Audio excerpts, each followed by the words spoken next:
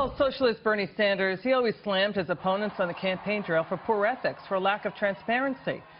He acted like a fat cat as well. We've got details on what Bernie Sanders is doing. Remember, he told the world, he basically was acting like he was the last honest man in Washington, D.C. But now the Vermont senator is anything but ethical and transparent. He's refusing to answer questions for Fox News over an FBI probe into his wife's alleged bank loan fraud during her time as president of the now bankrupt Burlington College. Watch. Where are you from? Fox News. CBS is reporting on this. Politico is reporting on this. Do you still believe it's politically motivated, sir? Remember, taxpayers pay for Bernie Sanders' salary, and he won't answer questions. Let's bring in, look who's here, Emily Compagno. Good to see you, Emily. Thank you so much for having me back, Liz. Okay, Emily, let's lay it out for the viewer. Jane Sanders, Bernie Sanders' wife, allegedly overstated pledge donations and bank loan documents to expand the college's campus. She wrote down $2.6 million in pledges. They actually only raised less than $700,000. Now, Emily, you know this. The Sanders have lawyered up. They hired 2 attorneys amid this FBI probe. Should Senator Sanders be investigated as well as his wife?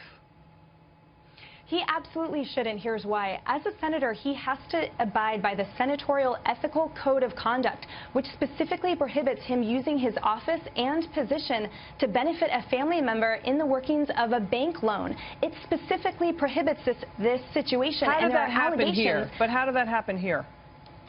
There are allegations that he pressured the bank to approve Jane Sanders' loan. And remember, just like you stated, she misrepresented that she had $5 million in secured loans plus the 2.4. She also misrepresented that, for example, $1 million of the pledge donations would be coming in a few years when really it was upon death. Now, she is facing charges of bank fraud if the investigation corroborates this, which brings with it a fine of up to $1 million and prison sentence for up to 30. So if Senator Sanders had any type of involvement with that at all, in addition to facing the code of conduct violations from his own Senate, he also faces collusion and conspiracy charges as well. You know, Emily, Bernie Sanders, it's pretty ironic for the socialist Bernie Sanders. He's being accused of acting like an unethical fat cat as well. Here's what he did. He completely blew off filing his financial disclosures to the Senate Ethics Committee. This happened during the last 5 years. He didn't do it in 2012, 2014, 2015. He's doing it grudgingly. He also never released his full tax return during the campaign. Just a little 2-page summary. Donald Trump gets blasted for not disclosing his tax returns. Socialist Sanders owns 3 homes. He used all the deduction tricks on his taxes that he blasts millionaires for using. His effective tax rate, Emily, 13%, less than half that of millionaires. What are your thoughts?